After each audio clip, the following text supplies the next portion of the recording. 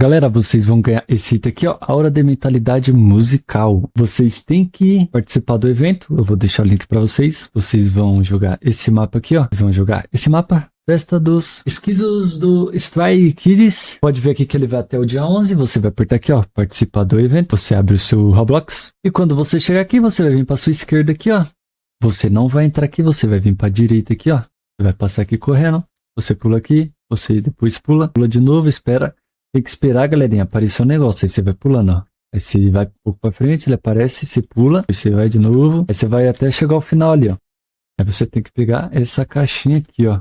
Aí pegou, depois que você pegar aquela caixa, você vai continuar subindo aqui. Faz o possível para não cair, hein, galera, ó. Vai devagar, vai na ponta, depois você pega outra caixa. E aqui você completou a missão. Aí você pode descer ali embaixo, aí você vai pro site, dá um F5, e aqui vai mostrar para vocês, ó, item adquirido. Fechou? Tamo junto, deixa o like, se inscreve aí, e qualquer dúvida deixa no chat. Valeu!